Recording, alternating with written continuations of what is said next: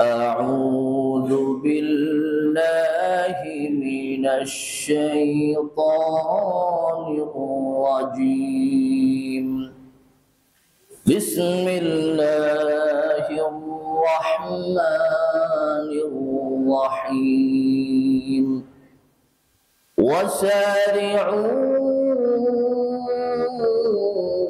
إلى مغفرة من ربكم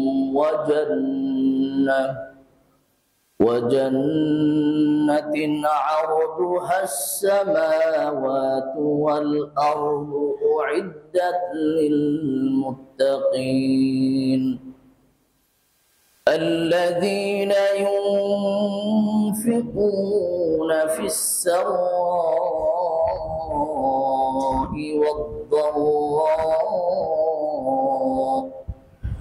والكاظمين الغيظ والعافين عن الناس والله يحب المحسنين. صدق الله العظيم.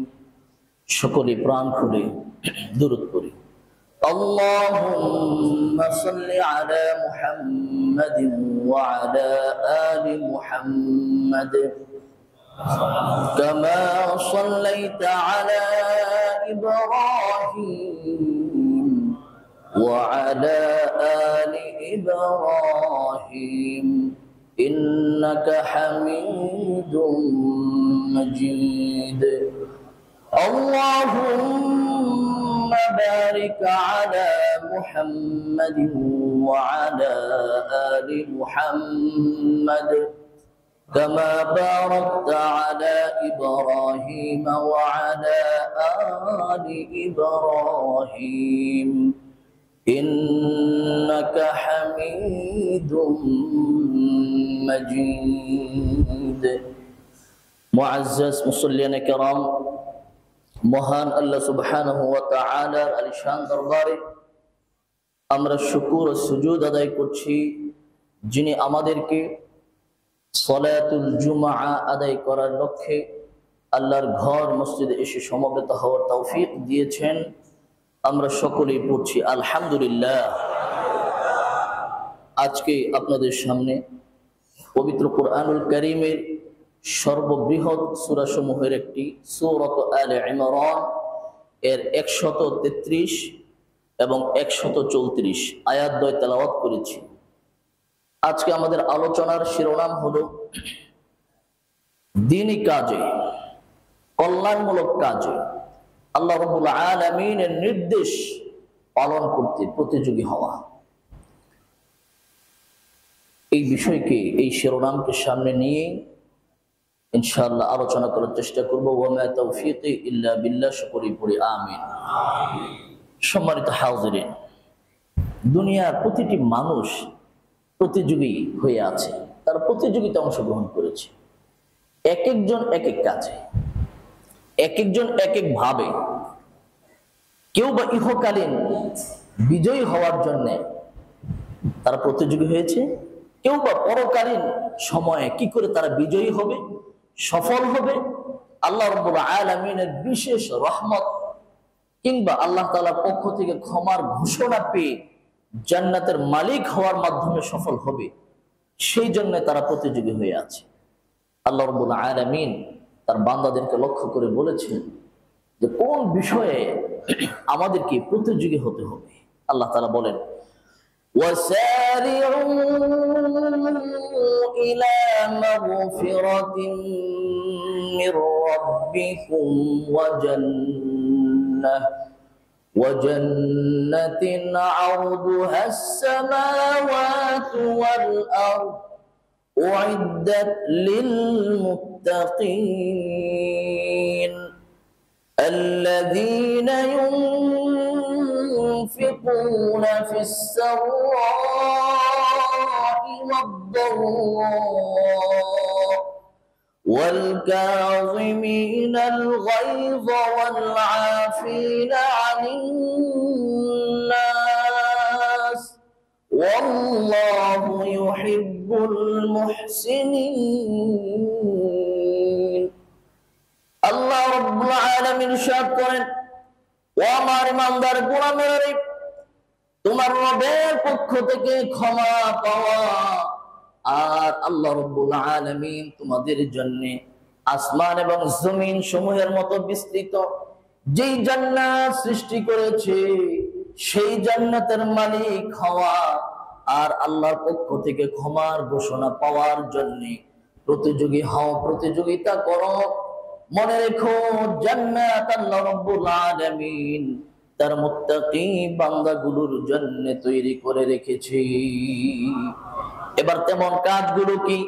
এবার আল্লাহ বলেন, যারা নাকি সচ্ছল এবং অসচ্ছল অবস্থায় আল্লাহর জন্য, আল্লাহর সন্তুষ্টি অর্জনের জন্য যারা খরচ করে, দান সাদাকা করে, আর রাগের সময়, ক্রোধের সময় ক্রোধকে সংবরণ করে, মানুষগুলোকে, দুনিয়ার মানুষের প্রতি ক্ষমা সুন্দর প্রদর্শন করে, ক্ষমা প্রদর্শন করে, মানুষগুলোকে ক্ষমা সুন্দর দৃষ্টিতে দেখে, এরাই হলো, এদের পরিচয় হলো এরা মুহসিনিন বান্দা।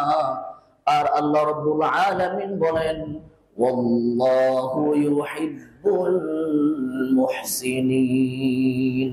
আল্লাহ রাব্বুল আলামিন তার মুহসিনিন বান্দাগুলোকে বড় ভালোবাসে। সুবহানাল্লাহ।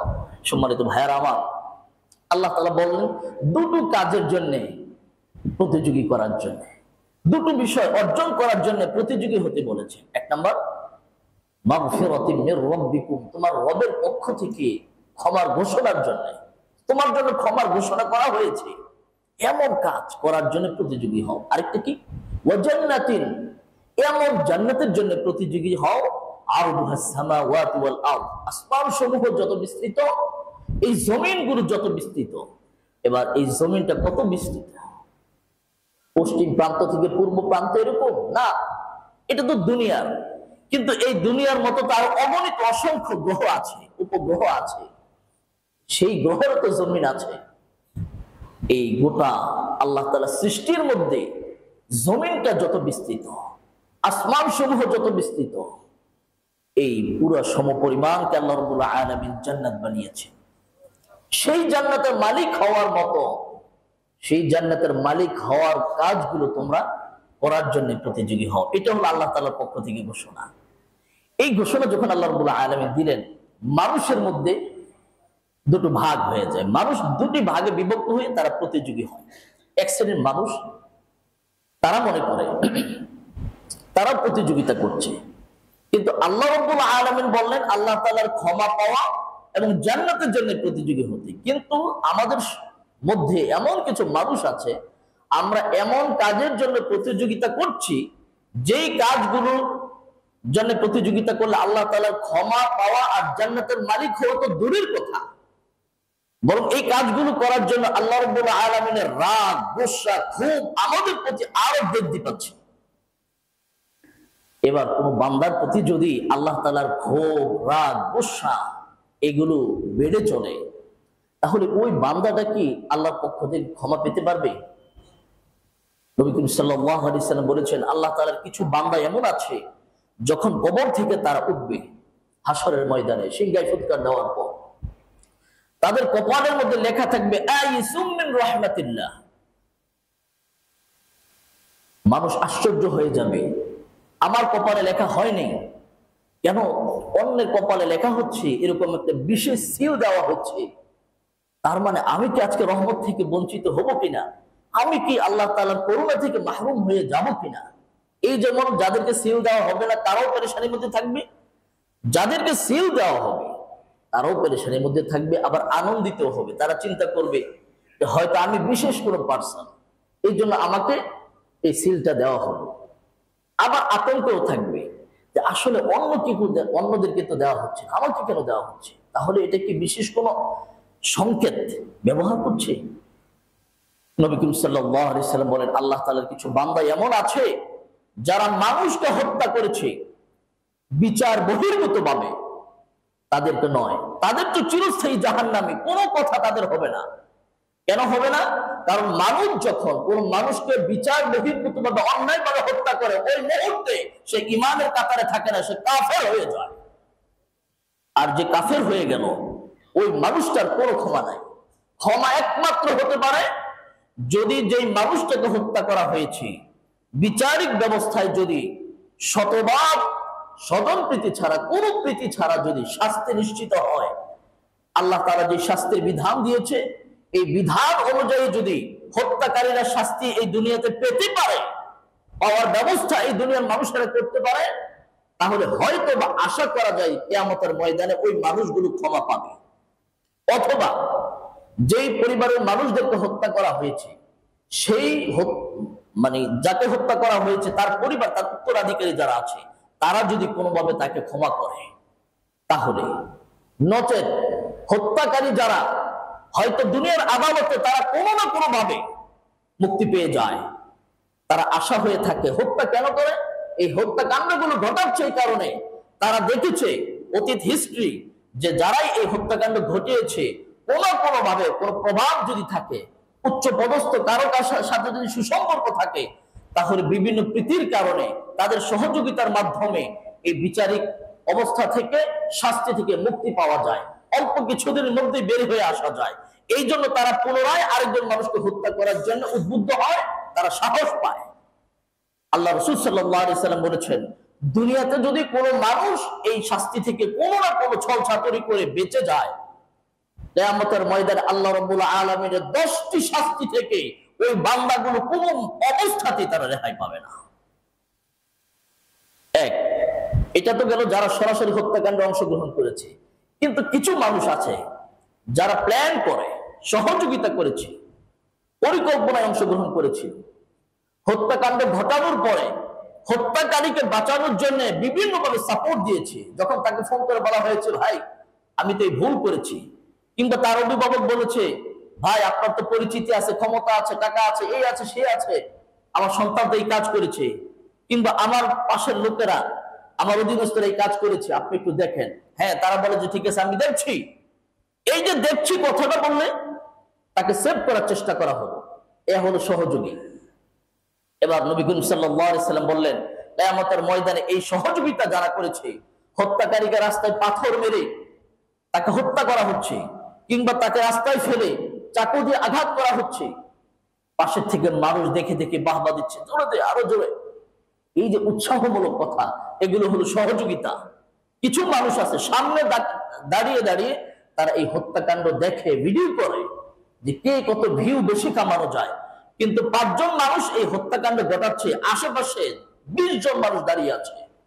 অথচ রাসূলুল্লাহ আল্লাহ রাব্বুল আলামিন সূরা আনফালের মধ্যে বলেছেন, কোথাও যদি কোনো অন্যায় হয়, এই অন্যায়ের বিরুদ্ধে যদি অন্যায়কারীরা যদি 200 জন হয়, আর তোমরা যদি মাত্র সংখ্যায় 20 জন হও, ইয়াকুম মিনকুম 20 সাবিরুন, তোমরা যদি আল্লাহর বিধানের উপর অবিচল থেকে অন্যায়কারীদেরকে প্রতিরোধ করার জন্য 20 জন দাঁড়ায় যাও 200 জনের মোকাবেলায়, আল্লাহ তাআলা বলেছে ইয়াগলিবু মিআতাইন, আমি আল্লাহ রাব্বুল আলামিন ওই 200 জনের মোকাবেলায় তোমাদের 20 জনকে আমি বিজয় দান করে দেব। যে মানুষগুলো দাঁড়ায় দাঁড়ায় ভিডিও করছি আমরা, সেই ভিডিও যদি না করে আমার পাশে যা আছে আমি যদি সেটাই হাতে নিই, একটা লাঠি থাকুক, লাঠি নাই জুতা আছে, জুতা নিয়ে হোক, 5 জন থেকে 10 জন মানুষ যদি আওয়াজ তোলে, আল্লাহু আকবার বলে যে একটা স্লোগান দেয়, ধর ধর বলে যদি একটা স্লোগান দেয়, তাহলে তো সেই সন্ত্রাসীগুলো সেই মানুষকে হত্যা করা থেকে ভয়ে আতঙ্কে তারা দৌড়ে পালিয়ে যাবে। কথা বলেন ঠিক কিনা? কিন্তু সেই কাজগুলো আমরা করছি না। আমরা ভিউ ব্যবসা করার জন্য সেটাকে ভিডিও করে সামাজিক সোশ্যাল মিডিয়াতে ছড়িয়ে দিচ্ছি। এই মানুষগুলো সহযোগী, তারা সেইখানে দাঁড়িয়ে কেন প্রতিবাদ করলো না? এই প্রতিবাদ না করাটাই, এই চুপ থাকাটাই হলো সহযোগিতা। এবার রাসূল করিম সাল্লাল্লাহু আলাইহি সাল্লাম বলেছেন, আল্লাহ তাআলার এমন কিছু বান্দা আছে, এরা ক্ষমা পাবে তো দূরের কথা, আল্লাহ রাব্বুল আলামিন তাদের কপালের মধ্যে লিখবে আইসুম মিন রাহমাতিল্লাহ। এই মানুষগুলো দুনিয়াতে আল্লাহর বান্দাদেরকে যারা হত্যা করেছে, ওই হত্যাকাণ্ডের পেছনে কোনো না কোনো ভাবে ইন্ধন ছিল। আজকে এই হাসরের ময়দানে আল্লাহ তাআলার করুণা দয়া থেকে এই মানুষগুলো চিরজীবনের জন্য মাহরুম হয়ে গেল। ওই মানুষগুলো যখন আল্লাহর সামনে যাবে, ওই সহযোগীরা, ওই পরিকল্পনাকারীরা, ওই হত্যাকারীকে সেভকারীরা যখন তাদের সামনে যাবে, আল্লাহর সামনে আল্লাহ রাব্বুল আলামিন তাদের সাথে কথা বলবে তো দূরের কথা, আল্লাহ তার দিকে ফিরিয়েও তাকাবে না। একটা মানুষের প্রতি যদি আল্লাহ রাব্বুল আলামিন ফিরে না তাকায়, ওই মানুষটার কি পরিণতি হবে। এই জন্য সম্মানিত ভাইয়েরা, সাহাবায়ে কেরাম রিদওয়ানুল্লাহি তাআলা আলাইহিম আজমাইন যখন কোন অন্যায় করতেন, যেই অন্যায়গুলোর শাস্তির বিধান আল্লাহ কোরআনে দিয়েছে সরাসরি, যেমন হত্যাকাণ্ড যদি হয় এটা কি শাস্তি হবে, জেনা যদি কেউ ব্যভিচার করে তাহলে তার শাস্তি কি হবে, কেউ যদি মদ পান করে তার শাস্তি কি হবে, কেউ যদি চুরি করে, অর্থাৎ সরাসরি চুরি নয়, রাষ্ট্রপক্ষ তাকে চুরি না করার জন্য, অভাব মোচন করার জন্য সর্বাত্মক ব্যবস্থা রেখেছে, এর পরেও সে স্বভাবের বশবর্তী হয়ে লোভে পড়ে চুরি করেছে। কিছু মানুষ আছে, প্রতিবেশীরা, সমাজের মানুষেরা সেই অসহায় মানুষগুলোর কোনো খোঁজ খবর নেয় না। রাষ্ট্রের কর্ণধার যারা আছে সেই অসহায় মানুষগুলোর কোনো খবর নেয় না। তার খাবারের ব্যবস্থা নাই, সে কি করবে? সে তো চুরি করতে বাধ্য। এর জন্য হাত কাটা নয়, হাত কাটা হলো একজন মানুষের সবকিছু ব্যবস্থাপনা করা হলো, এর পরেও যদি সে প্রবৃত্তির অনুসরণ করে লোভের কারণে চুরি করে, তাহলে তার হাত কাটার যে বিধান দেওয়া হয়েছে, এই বিধানগুলো সাহাবায়ে কেরাম যদি কারো দ্বারা এরকম কোন আল্লাহ তাআলার নাফরমানি কাজ হয়ে যেত, ওনারা দুনিয়ার শাস্তি পাওয়ার জন্য পাগল হয়ে যেত, ব্যাকুল হয়ে যেত, অস্থির হয়ে যেত। নবী করিম সাল্লাল্লাহু আলাইহি সাল্লামকে এক সাহাবী এসে বলল, ইয়া রাসূলুল্লাহ, আমি জিনা করেছি, অথচ কেউ কিন্তু দেখে না। এটা রাসূল ভ্রুক্ষেপ করলেন না। আবার আরেকদিন এসে বলল, ইয়া রাসূলুল্লাহ, আমি জিনা করেছি। রাসূল ভ্রুক্ষেপ করলেন না, আবার এসে বললেন যে আমি জিনা করেছি, বারবার বলছে। রাসূল সাল্লাল্লাহু আলাইহি সাল্লাম বললেন, এই দেখো তো তার বংশে গিয়ে তার মাথা কোনো সমস্যা আছে কিনা। একজন সাহাবী তদন্ত করলেন, তার বংশে খোঁজ নিলেন, সবাই বললেন যে না, জন্মের পর থেকে তার কখনোই মাথায় সমস্যা ছিল না। এবার ওই রাসূলুল্লাহ আবার এসে ওই সাহাবী বলল, ইয়া রাসূলুল্লাহ, আমি জিনা করেছি, আমাকে শাস্তি দেন। কি শাস্তি? আমি তো বিবাহিত, আমাকে পাথর মেরে আপনি হত্যা করার যে বিধান আল্লাহ রাব্বুল আলামিন দিয়েছে, আমাকে সেটা দেন।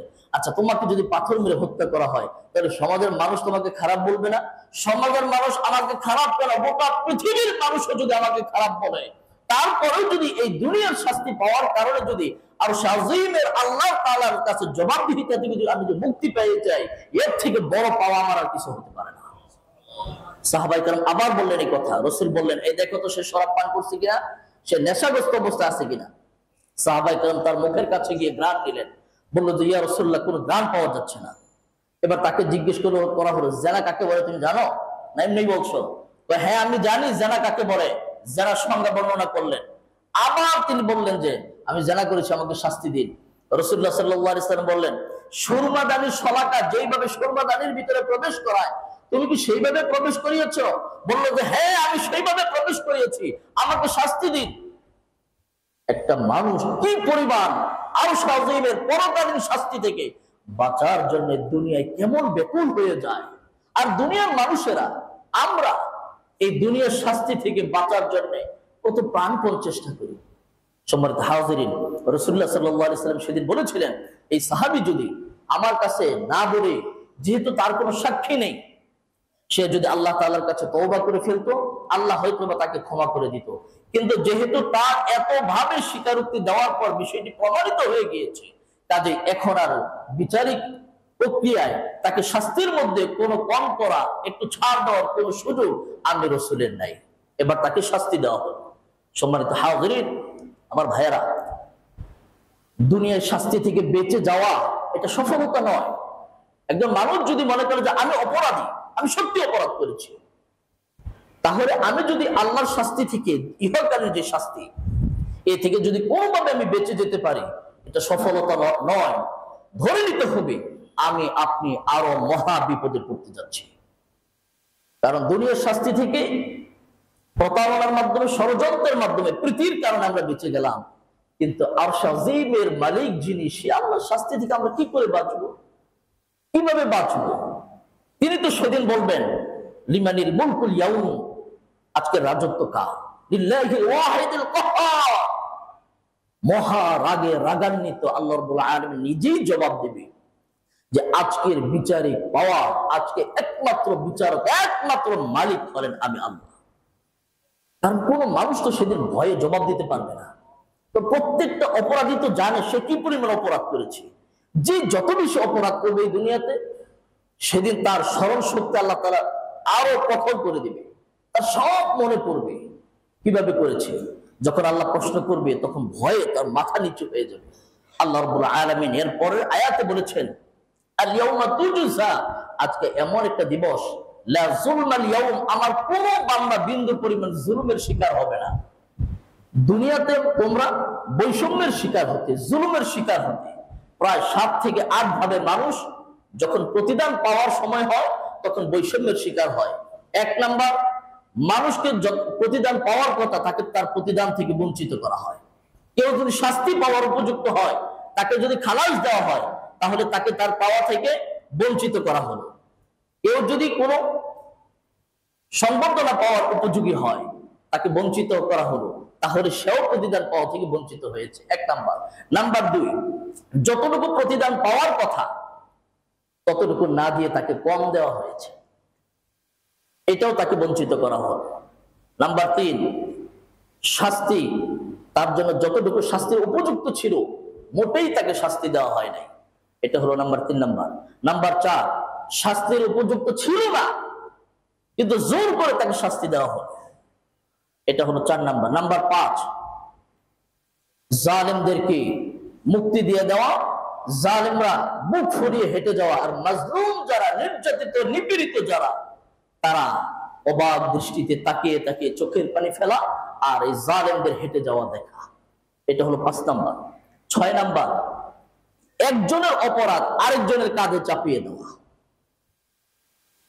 7 নাম্বার, অপরাধগুলো যখন মানুষ করে তখন এই অপরাধের শাস্তিগুলো তাকে করিয়ে কম করিয়ে তারপরে শাস্তি দেওয়া। এইভাবে 7-8 ভাবে এই দুনিয়াতে মানুষ এই প্রতারণা বৈষম্যের শিকার হতে পারে। আল্লাহ রাব্বুল আলামিন একটি শব্দের মাধ্যমে সবকিছুকে বাদ দিয়ে দিয়েছেন, লা যুলমাল ইয়াউম, আজকের দিনে কোনো মানুষ এই বৈষম্যের শিকার হবে না। যে যা প্রাপ্য সে সেটা পাবেই, আমি আল্লাহ তাআলা তাকে পরিপূর্ণভাবে দেব। সম্মানিত হাজিরিন, এই জন্য আল্লাহ তাআলা বললেন, তোমার রবের ক্ষমা পাওয়ার জন্য প্রতিযোগী হও, প্রতিযোগিতা করো।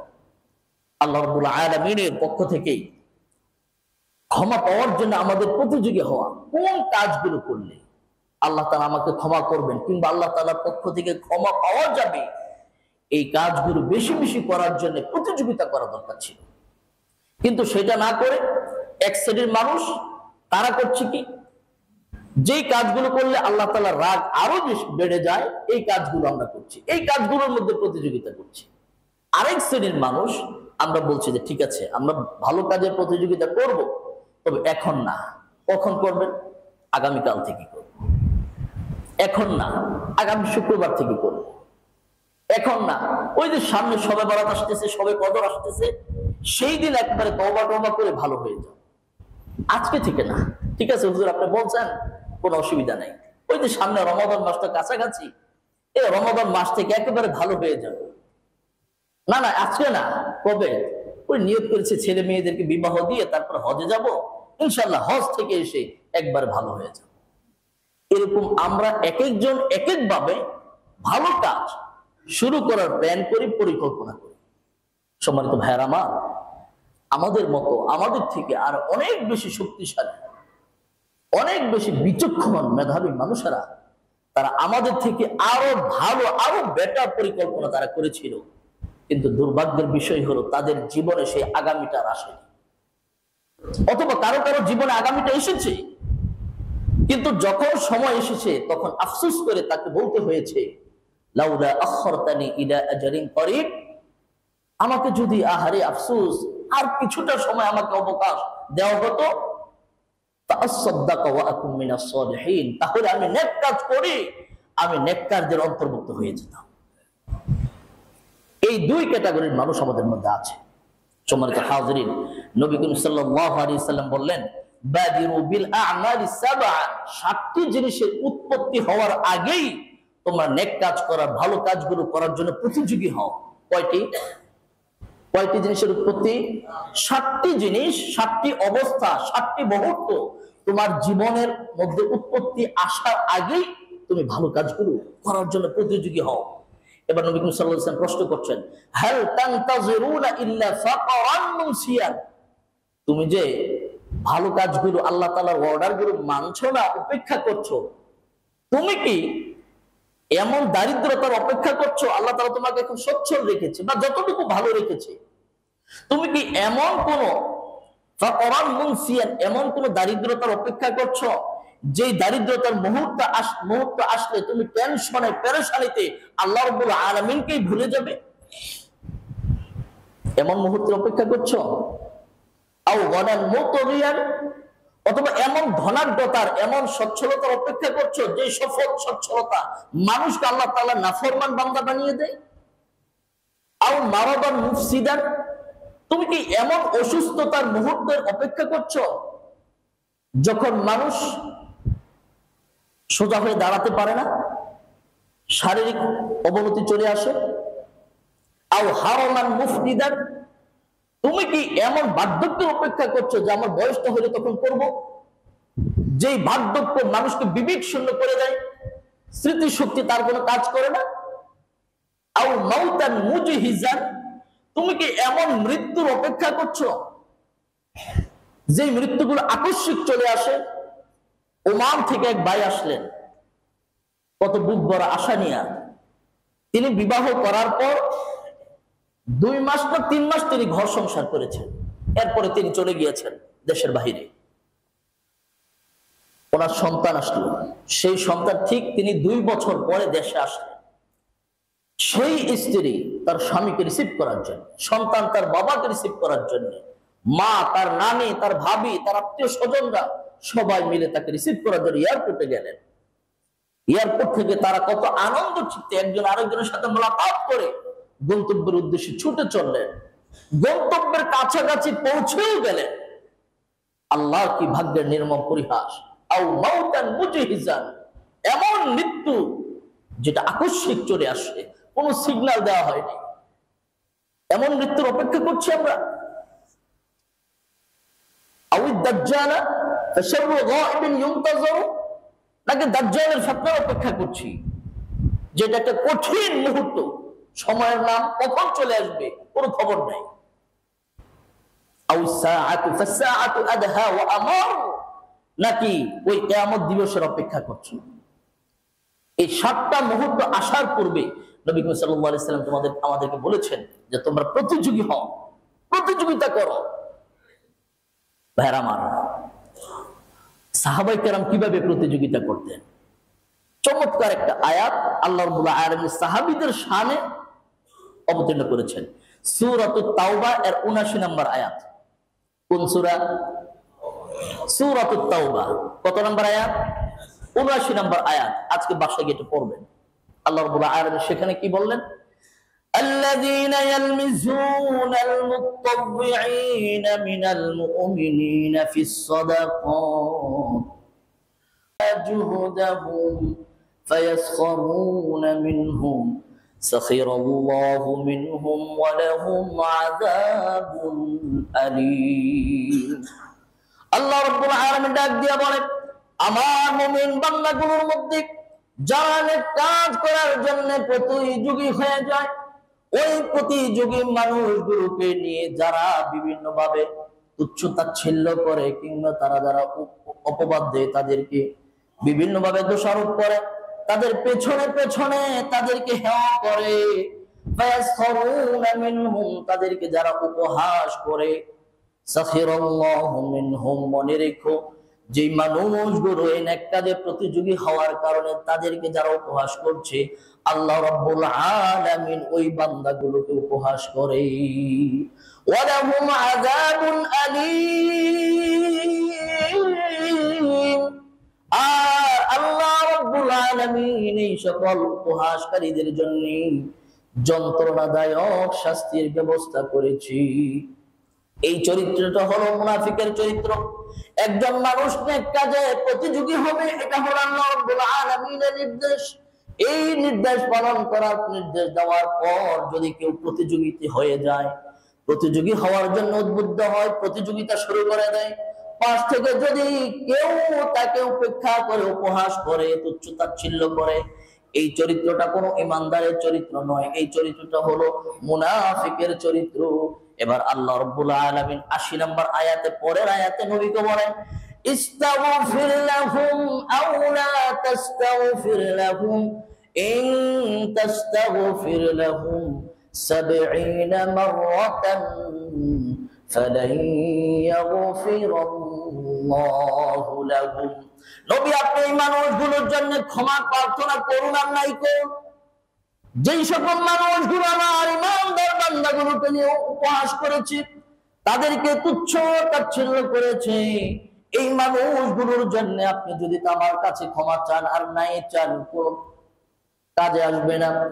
ইন তাস্তাগফির লাহুম ৭০ মাররাতান, এমনকি যদি তাদের জন্য আপনি ৭০ বার আমি আল্লাহর কাছে ক্ষমা প্রার্থনা করেন, এই মুনাফিকি চরিত্র যে লালন করবে, ফালাইয়াগফিরাল্লাহু লাহুম, আল্লাহ রাব্বুল আলামিন ওই বান্দাগুলোকে যতক্ষণ পর্যন্ত তারা নিজেরা অনুতপ্ত, লজ্জিত হয়ে ক্ষমা চেয়ে ফিরে না আসবে, ততক্ষণ পর্যন্ত আপনি যতই ক্ষমা চান আমি আল্লাহ ক্ষমা করব না, কখনোই না। ক্ষমা যদি পাইতে হয় তাদের, তাহলে তাদের ভিতরে অনুশোচন আসতে হবে, কেন সেই কাজগুলো করবে। আমি আল্লাহর কাজ করেছি, আমি আল্লাহর ওয়াদা পালন করেছি, কেউ কেউ তাদেরকে কেন উপেক্ষা করেছে, উপহাস করেছে, কেন তুচ্ছ-তাচ্ছিল্য করেছে, যতক্ষণ পর্যন্ত তারা নিজেরা অনুতপ্ত না হবে, লজ্জিত না হবে তাদের এই কর্মের কারণে, আর আমি আল্লাহর কাছে নিজেরা চোখের পানি ফেলে না কাঁদবে, ফিরে না আসবে এই কাজ থেকে, আমি আল্লাহ তাআলা তাদেরকে ক্ষমা করব না। এবার বলেন, চলেন তাদের জন্য আল্লাহ তাআলা এরকম কঠিন হুঁশিয়ারি দিয়েছে, তাদেরকে তুচ্ছ-তাচ্ছিল্য করলে কোন কাজগুলোকে করলে। রাসূলুল্লাহ সাল্লাল্লাহু আলাইহি ওয়াসাল্লাম তাবুক যুদ্ধের সময় ডাক দিলেন, একটা বিশেষ মুহূর্ত, ইসলামের জন্য একটু প্রয়োজন, তোমাদের সহযোগিতা যা সামর্থ্য আছে তাড়াতাড়ি নিয়ে আসো। সূরা হাদীদের মধ্যে আল্লাহ তাআলা বলেছে, ওয়ামা লাকুম আল্লা তুনফিকু ফি সাবিলিল্লাহ, এই ঈমানদাররা তোমাদের কি হলো, তোমরা কেন খরচ করছো না। ওয়ালিল্লাহি মিরাসুস সামাওয়াতি ওয়াল আরদ, যে সম্পদগুলো কুক্ষিগত করেছো, হস্তগত করেছো, জমা করে রেখেছো, এটা মালিক কি তুমি নাকি? এটা মালিক আল্লাহ তাআলা। তুমি তো কিছুদিন আগেও তো তুমি মালিক ছিলে না, মালিক ছিল তোমার দাদারা, তোমার দাদার ইন্তেকালের পর মালিক হয়েছে তোমার বাবা, তোমার বাবার ইন্তেকালের পর মালিক হয়েছে তুমি। তোমাকে তো সামান্য কিছুটা দিন দেওয়া হয়েছে রক্ষণাবেক্ষণ করার জন্য, একটু কেয়ারটেকার হিসেবে তোমাকে দায়িত্ব দেওয়া হয়েছে, কয়দিন পরেই তো তুমি চলে যাবে, তখন মালিক হবে তোমাদের সন্তানেরা। এইভাবে আল্লাহ রাব্বুল আলামিন এক সময় মালিক ছিলেন, এরপর আদম আলাইহিস সালামকে দায়িত্ব দিলেন রক্ষণাবেক্ষণের, এরপর এক সময় সর্বশেষ আল্লাহ রাব্বুল আলামিন আবার মালিক হয়ে যাবে। তাহলে তোমরা কেন খরচ করছো না, কেন আল্লাহ তাআলার দ্বীনি কাজে আসছো না? রাসূলুল্লাহ সাল্লাল্লাহু আলাইহি ওয়াসাল্লাম যখন ডাক দিলেন, এর মধ্যে ৩ শ্রেণীর মানুষ, সাহাবীদের মধ্যে যাদের সামর্থ্য ছিল, সচ্ছলতা ছিল, ওই মানুষগুলো তাদের সামর্থ্য অনুযায়ী সর্বোচ্চটা নিয়ে হাজির হয়েছে। আব্দুর রহমান ইবনে আউফ রাদিয়াল্লাহু তাআলা আনহু, তিনি ওই সময় ১০০ উকিয়া স্বর্ণ মুদ্রা নিয়ে হাজির হয়েছে। সুবহানাল্লাহ বলবেন না? বলেন নাই কেন? ১০০ উকিয়া কি আপনি তো বুঝেনই নাই। এটা বুঝলে সুবহানাল্লাহ দেখবেন কিভাবে আসে ভিতর থেকে, আশ্চর্য হয়ে যাবে। এক উকিয়া সমপরিমাণ হলো ১০০ গ্রাম রূপা ধরেন, কারণ এটা হলো একটা ঐতিহাসিক ওজন, ওজনের নাম হলো উকিয়া।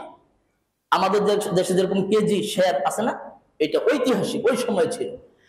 ওইটার হিসাব যদি করা হয় তাহলে একটা সম্ভাব্য, এটা কিছু কম বা বেশি হতে পারে, এটা সম্ভাব্য ধরা হয়েছে ১০০ গ্রাম রূপা।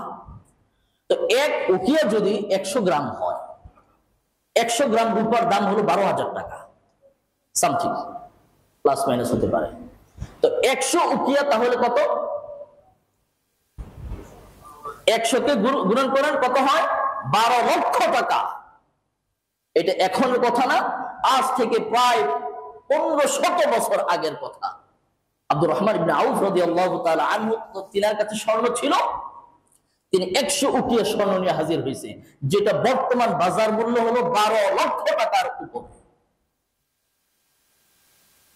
এটা গেল সচ্ছল সাহাবীদের মধ্যে একজনের উদাহরণ। আর তো সচ্ছলতা ছিল, এরকম অনেক ঘটনা আছে।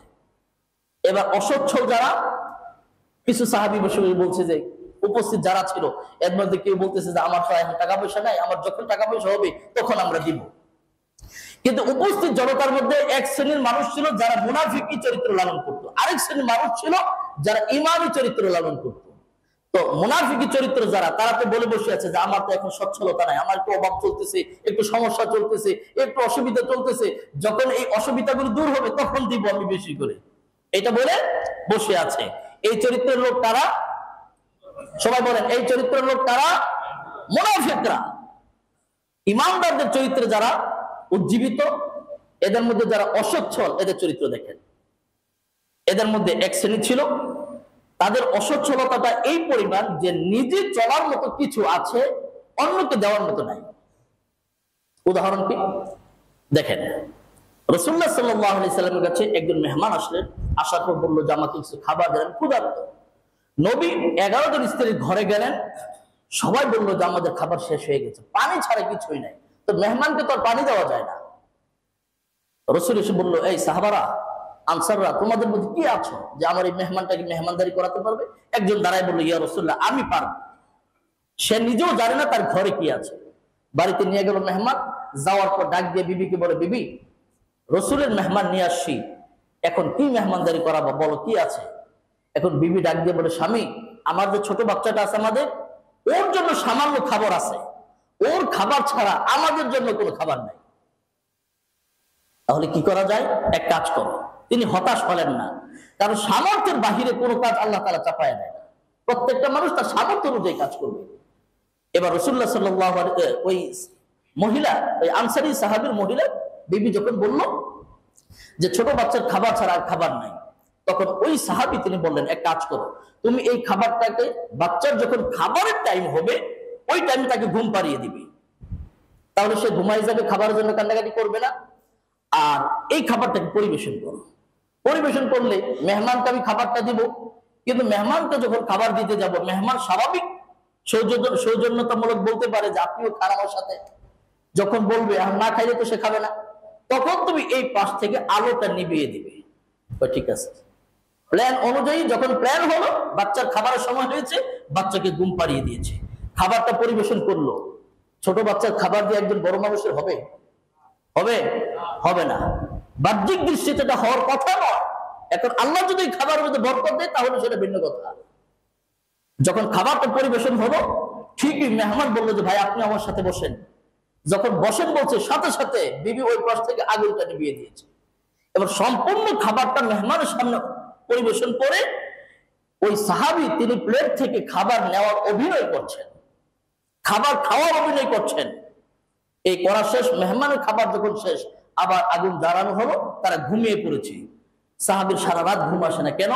ওই রাসূল মেহমান পাঠিয়েছে, মেহমানের স্বাদ অনুযায়ী তো মেহমানদারি করতে পারি নাই, কারণ আমার অসচ্ছলতা। কিন্তু তিনি পিছু হন নাই।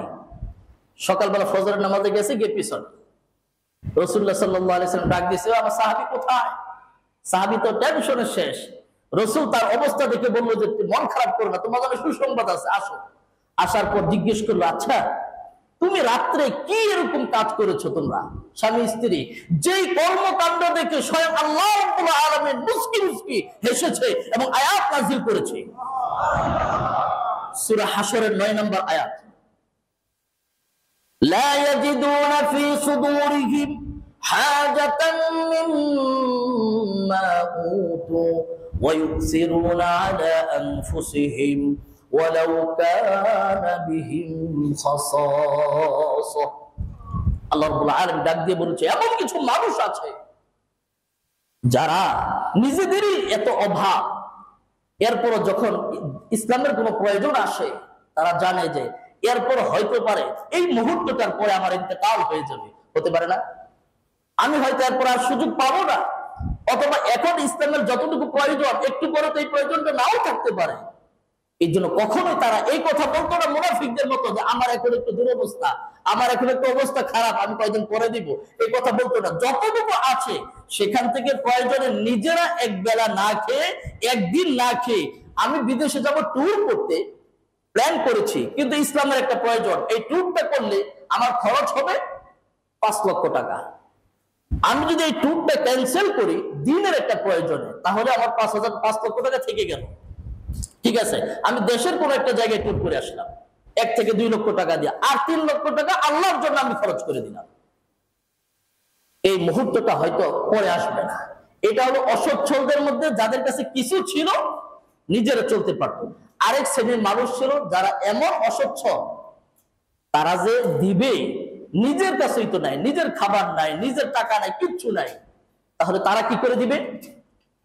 আল্লাহ রাব্বুল আলামিন ওই সূরা তাওবার ৭৯ নম্বর আয়াতের দ্বিতীয় পয়েন্টে, প্রথম পয়েন্টে তো বলেছে আমার সচ্ছল বান্দাদের মধ্যে যারা ব্যাপকভাবে দেয়, এর পরের পয়েন্টে আল্লাহ তাআলা বলেছে ওয়াল্লাযীনা লা ইয়াজিদুনা ইল্লা জুহদাহু, এমন কিছু মানুষ আছে তাদের কাছে তাদের শ্রম ছাড়া আর কিছুই নাই, টাকা নাই কিন্তু শারীরিক শ্রম আছে। আবু আকিল নামে একজন সাহাবী, রাসূলুল্লাহ যখন এই ডাক দিছে, এখন তার কাছে তো কিছুই নাই, তিনি হলো দিন মজুর, সারাদিন মানুষের বাড়িতে কাজ করে। তিনি রাত্রিবেলায় অনেক সাহাবীদের বাড়িতে গেলেন, ভাই আপনার বাড়িতে তো কাজ টাজ থাকে, তো আমার কোনো কাজ আছে কিনা, আমি একটু করে দিতে চাই।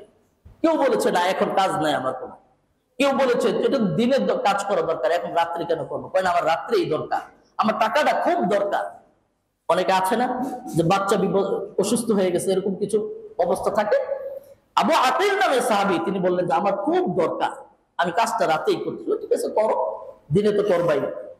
তিনি সারা রাত কাজ করলেন, কাজ করার পর তার পারিশ্রমিকটা পেল, পারিশ্রমিকটা নিয়ে তিনি দ্রুত রাসূলুল্লাহ দরবারে গিয়ে হাজির হয়েছে। হাজির হয়ে গিয়ে ওই যে সামান্য একটু পারিশ্রমিক, এটা তিনি ওই সাহাবীদের জমাকৃত যে অর্থ রাসূলুল্লাহর সামনে আল্লাহর জন্য সদকা করে দিয়েছে। এই দৃশ্য দেখে মুনাফিকরা বলেছিল যে এই ফড়িং এর ঠ্যাং, এটার দ্বারা ইসলামের কি উপকার হবে। আল্লাহ রাব্বুল আলামিন এটা সহ্য করতে পারেন নাই। আল্লাহ রাব্বুল আলামিনের কাছে এই যে বান্দার কিছুই নাই, এরপরও সে রাত্রিবেলা আল্লাহকে খুশি করার জন্য সারা রাত কাজ করে গিয়ে এরপর আল্লাহর জন্য যে এই যে সদাকাটা করেছে, এটাই আল্লাহর কাছে বিরাট পাওয়া হয়ে গিয়েছে। আল্লাহ রাব্বুল আলামিন বলেন ওয়াল্লাযীনা লা ইয়াজিদুনা ইল্লা জুহদাহুম, আমার এমন কিছু বান্দা, আমার এমন কিছু পাগল আছে যে পাগলগুলোর কাছে তাদের শ্রম ছাড়া কিছুই নাই। এই শ্রমগুলো দিয়ে আমি আল্লাহকে তারা খুশি করার জন্য ব্যাকুল হয়ে যায়। এদেরকে যারা উপেক্ষা করে, উপহাস করে, তুচ্ছ তাচ্ছিল্য করে, নবী আপনি তাদের জন্য ক্ষমা চান আর না চান, 70 বারের অধিক যদি ক্ষমা চান, ও যতক্ষণ পর্যন্ত নিজেরা তওবা না করবে, লজ্জিত না হলে তাদের কর্মের কারণে, আমি আল্লাহ তাদেরকে ক্ষমা করবো না। সম্মানিত ভাইয়ের আমার, এবার আপনার কাছে প্রশ্ন, আমরা কি মুনাফিকের চরিত্র ধারণ করবো নাকি ইমানদারের চরিত্র ধারণ করবো? কোনটা করা উচিত আমাদের? তো আমাদের মধ্যে যদি এই অসচ্ছলতা, যারা সচ্ছল আলহামদুলিল্লাহ, সচ্ছলদের মধ্যে দেখেন আল্লাহ রাব্বুল আলামিন সূরা বাকারার শুরুতে বলেছেন আমিনু কামা আমানান নাস, ইমানদারদেরকে বলেছে ঈমান আনো যেইভাবে আমানান নাস, মানুষ ঈমান এনেছে। মানুষ কারা? এই আয়াত যখন নাজিল হয়েছে তখন মানুষ কারা ছিল? মানুষ ছিল একমাত্র সাহাবায়ে কেরাম। সাহাবায়ে কেরাম যেইভাবে ঈমান এনেছে তোমরা ঠিক সেইভাবে ঈমান আনো। তাদের ঈমানের কষ্টি পাথর দিয়ে নিজের ঈমানটা যাচাই করো, ওইভাবে তোমরা আমল করো তারা যেভাবে করেছে। এখন আল্লাহ রাব্বুল আলামিন যাদেরকে সামর্থ্য দিয়েছে, তারা আব্দুর রহমান ইবনে আউফের মতো সর্বোচ্চটা নিয়ে, যতটুকু পারা যায় ততটুকু নিয়ে হাজির হবে, এটাই তো ঠিক কিনা? এই চরিত্র আমাদের ধারণ করা দরকার না? যাদের অসচ্ছলতা আছে, একটু অবস্থা খারাপ, বেগতি, এখন সচ্ছল এরকম নাই কিন্তু কিছু আছে, তারা ওই সাহাবীর মতো প্রয়োজনে নিজে একটা কোনো কিছু স্কিপ করে ওই টাকাটা আমি আল্লাহর জন্য দেব, এটা হলো ইমানদারের চরিত্র। কিন্তু যাদের আমাদের নাই, দিন মজুর আমরা, আমি গরিব মানুষ, অসহায় মানুষ, আমি দিন আনি দিন খাই, সে কি করবে? সে প্রয়োজনে অর্ধ বেলার টাকা দিবে, দিয়ে আল্লাহ রাব্বুল আলামিন যাদের শ্রমের প্রশংসা করেছে ওই সাহাবীদের তালিকাভুক্ত হতে হবে। এটা হলো ইমানদারদের চরিত্র। এবার বলেন তো এই চরিত্র আমরা ধারণ করতে, লালন করতে পারবো কি পারবো না? পারবো কি পারবো না? তাহলে আমরা এই মুহূর্তে এখন একটা পরীক্ষা দিব, ইনশাআল্লাহ পারবো। এই যে মসজিদ, যে মসজিদে আমরা বসে আছি, দিনের অনেক তাকাজা আছে, অনেক প্রয়োজন আছে, আমাদের এই মসজিদটা সুন্দরভাবে চলুক এটারও তো প্রয়োজন আছে। এই মসজিদটা আমাদের ফ্যামিলি মেম্বার, আমাদের পরিবারের অংশ। এই মসজিদটা মেনটেন্স করতে গেলে যেটা কনস্ট্রাকশন সামনে সেটা পরে, কিন্তু এইটা পরিচালনা করতে গিয়ে আমাদের প্রতি মাসে বিদ্যুৎ বিল এবং পানি বিল, এই পানিগুলো তো ব্যবহার করছে মুসল্লিরা নামাজ যারা পড়ে তারা ওযুর মাধ্যমে, তাই না? এখন কি পানি বিল বেশি আসলে কি আমরা বন্ধ করে দেব যে না মুসল্লিদের ওযু করতে দেওয়া যাবে না? এটা ভুলেও করা যাবে না। বরং আরো যত মুসল্লিরা আসবে আপনারা ওযু করেন, যত বিল লাগবে আমরা দেব। মুসল্লিরা আরামে এসির মধ্যে থেকে তারা নামাজ ইবাদত করবে তৃপ্তি সহকারে, তারা লিফটে উপরে উঠবে। এই যে বিদ্যুৎ বিল গুলো আসে আমাদের এখানে প্রতি মাসে ৬০,০০০ টাকার মতো পানি বিল আসছে। এখানে ১.৫ লক্ষ থেকে ১,৮০,০০০ টাকার মতো শুধু বিদ্যুৎ বিল আসে। এই যে প্রায় ২.৫ লক্ষ টাকা উপর প্লাস, এই টাকাটা মসজিদ ফান্ডে ঠিক মতো আসে না, কারণ যারা একটু একটু করে দান করে ওইটা দিয়ে এটা কভার হয় না। কিন্তু আমরা এই জন্য কি এই সার্ভিস গুলো বন্ধ করে দিয়ে আমার মুসল্লিরা ইবাদত করবে তৃপ্তি সহকারে, এইখানে তো আমরা বেকার ঘটাতে পারি না, ঠিক কিনা? আমাদের সকলের পরিকল্পনা হলো যে এখন আমরা এমন একটা উদ্যোগ নেব যে উদ্যোগের মাধ্যমে আমাদের মসজিদের মুসল্লিরা সুন্দরভাবে ইবাদত করতে পারবে আর আমরা সেই সওয়াবগুলো পেয়ে যাব। পারবো কি পারবো না? পারার দরকার আছে কিনা? তাহলে আপনাদের সুযোগটা হলো এই আমল আমরা যেটা করবো এখন, আমাদের দুই পাশে প্রত্যেকটা কাতার নিচতলা এবং দোতলায় একটা করে ফাইল রাখা আছে। দেখেন, যারা উত্তর পাশে এবং দক্ষিণ পাশে আছেন আপনাদের কাছে একটা করে ফাইল রাখা আছে এবং কলম দেওয়া আছে। ওখানে কয়েকটা অপশন আছে, আপনার নাম, মোবাইল নাম্বার এবং আপনি প্রতি মাসে মান্থলি আপনার উপার্জন থেকে আপনি কত টাকা এই মাসে এই মসজিদে দিতে চান, বাস শুধু ততটুকু, আর কিচ্ছু দরকার নাই। আপনার যদি সামর্থ্য ৫০০ টাকা থাকে আলহামদুলিল্লাহ, কোনো অসুবিধা নাই। তো আমরা ওই ৩ ক্যাটাগরি সাহাবীদের কোন এক ক্যাটাগরিতে থাকতে চাই, এর বাহির আমরা থাকবো না। একজনের কথা বলবো না মুনাফিকদের মতো যে আমার অবস্থা একটু খারাপ, আমি পরে দিব, এটা আমরা বলবো না। না থাকলে একদিন না খেয়ে দিব, একদিনের বিল দেন আপনি। সম্মানিত হাজির, আমরা পারবো ইনশাআল্লাহ। তাহলে আজকে এই মসজিদে আমরা সকলে এসেছি ইবাদত করার জন্য। আজকে এই ছোট্ট ইবাদতটা আমরা ৫ মিনিট ৭ মিনিট যা লাগুক আমরা করব। দুই পাশ থেকে মেহেরবানি করে আপনি নিজে শুরু করেন, করে আপনার নাম, মোবাইল নাম্বার এবং কত টাকা, ২,০০০, ৫,০০০, ১০,০০০, ২০,০০০, ৫০,০০০, যে যা পারেন। কারো যদি ১০ টাকা সামর্থ্য থাকে ভাই আপনি সেটা লেখেন। কিন্তু আজকে একজন আমরা মাহরুম হব না, একজন বঞ্চিত হব না। এটা আমাদের নিচতলা এবং দোতলা আমলটা শুরু করে দিই, আমরা আমলটা শুরু করে দিই, প্রত্যেকে শুরু করি। আল্লাহ রাব্বুল আলামিন প্রত্যেকের এই লেখাটাকে কবুল করে নেন, সকলে করে আমিন। শুধু তাই নয়, আয় আল্লাহ, যেদিন আমরা হাসরের ময়দানে আমাদের হিসাব হবে, জানি আমাদের কি অবস্থা হবে, আমল দিয়ে তো আশাই করতে পারি না যে আমরা ক্ষমা পাবো। আমাদের নেকির পাল্লাটা যদি হালকা হয়ে যায়, তাহলে আজকে যারা নামগুলো লিখছে আমাদের প্রত্যেকের এই নামটা লেখাটাকে আপনি সেদিন প্যাকেট করে আমাদের নেকির পাল্লায় দিয়ে নেকির পাল্লাটাকে ভারী করে দিয়ে। আমাদের এই পাশে যেই ফাইলটা এসেছে এটার মধ্যে কি একজনও নাম লিখে নেয় না? হ্যাঁ, এই যে ভাই ভাই নাম লিখে না একজনও না, এখান থেকে শুরু হবে না, এটা ওর মাথা থেকে শুরু হবে। হ্যাঁ, কিন্তু এই পর্যন্ত কেউ লেখে নাই। দেখেন, এই কাজটা উচিত নয়। আপনার নামটা মসজিদে সেভ থাকবে, আপনার নাম্বারটা মসজিদের সংরক্ষণ থাকবে। আপনার সামনে দিয়ে কাগজটা গেল, তাহলে আপনি করলেন না, তাইলে কি হলো? এটা কি ঠিক হয় বলেন? আপনি লিখেন না আপনার সামর্থ্য অনুযায়ী, আমরা তো মসজিদে দিতে চাই। এই জন্য এই পর্যন্ত লিখে এইখান থেকে আবার সেদিকে একটু মুখ করেন। আমরা একজনের জন্য আজকে বাদ না যাই। রাসূলুল্লাহ সাল্লাল্লাহু আলাইহি ওয়াসাল্লাম কি বলেছেন জানেন? ইত্তাকুন নার, তুমি কি জাহান্নাম থেকে মুক্তি চাও? অবশ্যই তোমাকে জাহান্নামের আগুন থেকে মুক্তি চাওয়া দরকার। ওয়ালাউ বিশুক্কি তামরাতিন, যদি তোমার কাছে কোনো কিছুই নাই, আছে একটা খেজুরের সমপরিমাণ, একটা খেজুর, ওই সময় সাহাবায়ে কেরাম কেউ কেউ একটা খেজুর খেয়ে এক বেলা কাটিয়ে দিতেন আর একটু জমজমের পানি খেয়ে। এখন তোমার কাছে যে এরকম হয় যে তোমার কাছে আছে শুধু তোমার একটু নাস্তা খাওয়ার টাকা, আর কোনো টাকা নাই, তাহলে যদি সুযোগ আসে তাহলে প্রয়োজনে নাস্তা না খেয়ে ওই একবেলা খাবার, ওই নাস্তার টাকাটা সদাকা করে ওইটার উসিলে তুমি আল্লাহর কাছ থেকে জাহান্নাম থেকে মুক্তি কামনা করো। সম্মানিত ভাইরা, আমরা এই জন্য আমরা প্রত্যেকে এই আমলটা করবো, একজনও বাদ যাব না। যে যা সামর্থ্য আছে, এখানে কোনো লজ্জার কিছু নেই যে উনি ৫০,০০০ টাকা দেওয়ার সামর্থ্য রাখে, উনি কেন ৫০০ টাকা লিখলো না। ৫০০ টাকা ঠিক আছে, উনি যেটা লিখেছে, আমি যেটা লিখবো, আপনি যেটা লিখবেন, ঠিক আছে, আলহামদুলিল্লাহ। প্রত্যেকেই একটু মেহেরবানি করে এই আমলটা আমরা করি, আমরা একেবারে শেষের দিকে চলে আসি। মেহেরবানি করে এই আমলটুকু আমরা করি। আর তৃতীয় তলা, চতুর্থ তলা, উপরের দিকে এবং বাহিরে যে সকল ভাইয়েরা আমরা আছি, এই সকল ভাইয়েরা আপনাদের কাছে কাগজ হয়তো পৌঁছানো এই মুহূর্তে আমাদের পক্ষে সম্ভব হচ্ছে না। আপনারা নিজেরা মনে মনে একটা প্ল্যান করেন যে আমি মসজিদে প্রতি মাসে এই পরিমাণ টাকা দিব। সেটা আপনার সামর্থ্য অনুযায়ী আপনি এটা লিখতে থাকুন, মনে মনে প্ল্যান করে রাখুন। আপনি পরে এটা আমাদের মসজিদে এসে আমাদের বাহিরে কাগজ থাকবে, সেখানে আপনারা সেটা জমা করে দেবেন।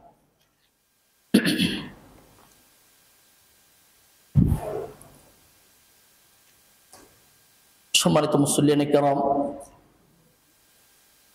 আমাদের মসজিদে গত জুমাতে, গত শুক্রবার দিন সাপ্তাহিক যে কালেকশনটা হয়েছে ৮৬,২৫১ টাকা।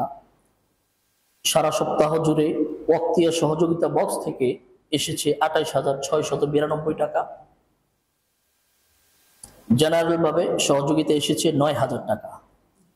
আমাদের গত একটি সপ্তাহে আপনাদের সহযোগিতার মাধ্যমে, দানের মাধ্যমে আমাদের মোট মসজিদে জমা হয়েছে ১,২৩,৯৪৩ টাকা। আল্লাহ রাব্বুল আলামিন প্রত্যেকের এই দানকে, সহযোগিতাকে কবুল করে নেন।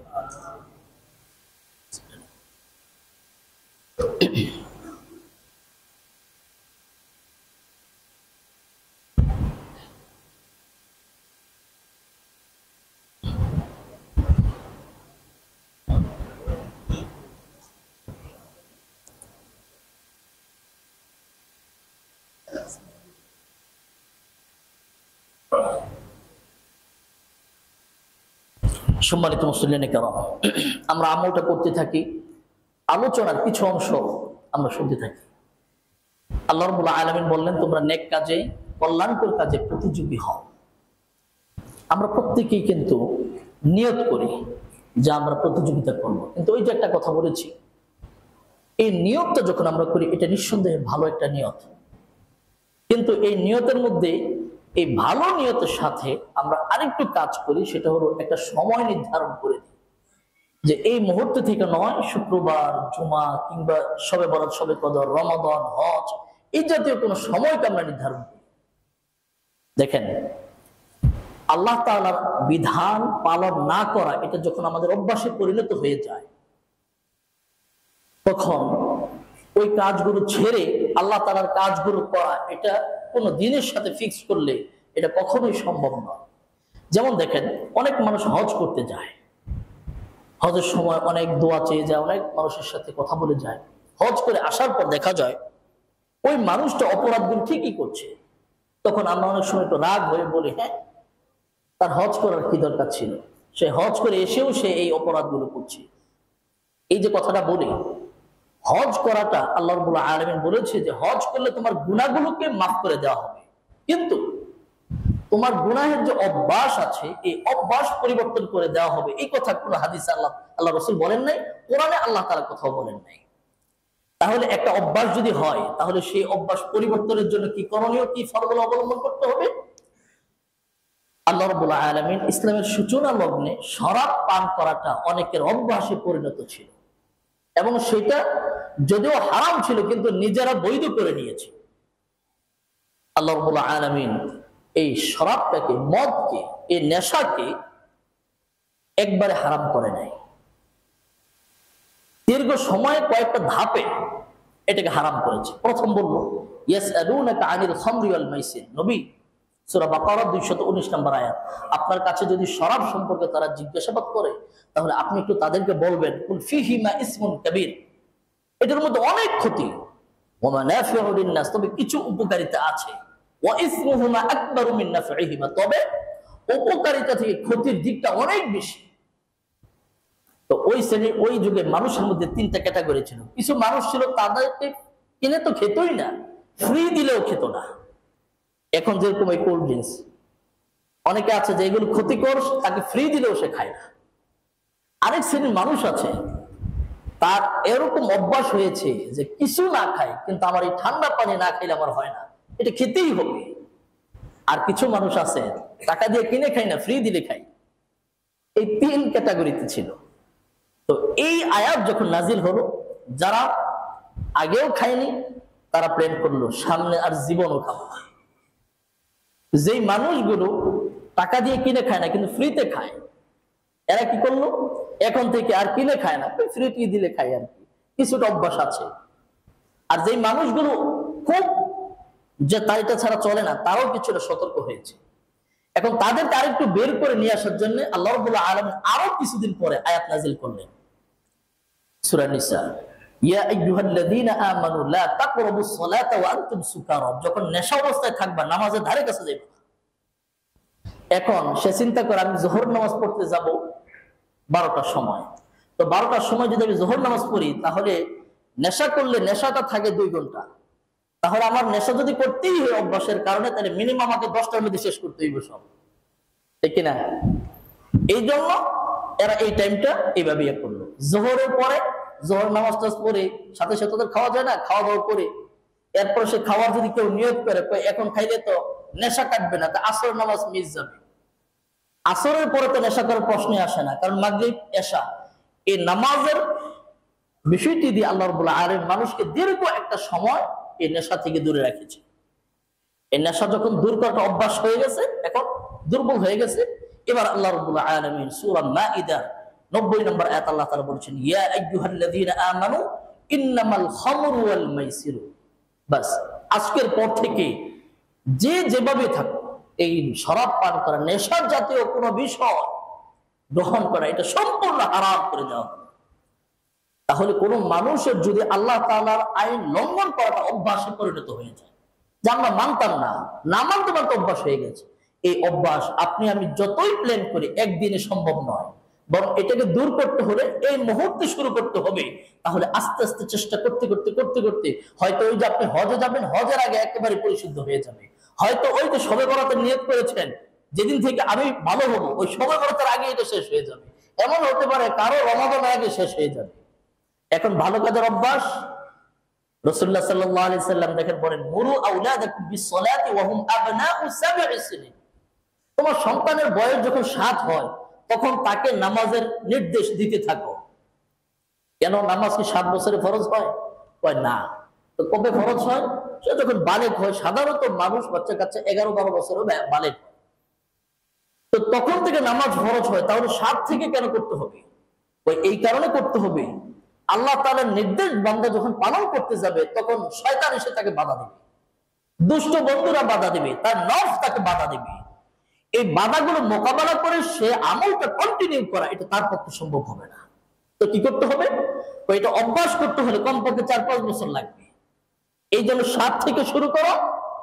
সে যদি তার গুনাহের প্রবণতা, গুনাহের চিন্তা, সাধারণত মানুষ যখন বালেগ হয় এরপরে শুরু হয় বেশি করে, কিন্তু এই গুনাহের প্রবণতা শুরু হওয়ার আগেই যদি সে নামাজ একটু একটু করে পড়ে, একটু একটু করে পড়ে, এটা তার বালেগ হওয়ার আগেই তার অভ্যাসে পরিণত হয়ে যাবে। আল্লাহ রাব্বুল আলামিন কোরআন এবং হাদিসের মাধ্যমে কোন গুনাহের কাজ যদি, যেটা অভ্যাস হয়ে গিয়েছে বা আমরা করি, এটা যদি ছাড়তে হয় একটা মুহূর্তের মাধ্যমে সম্ভব নয়, এটা একটু সময় লাগবে। আবার কোনো আমল যদি আমরা করতে চাই তাহলে সেটা করার অভ্যাস করার জন্য সময় লাগবে। এই জন্য আল্লাহ রাব্বুল আলামিন আমাদেরকে কোন একটা নির্ধারিত সময়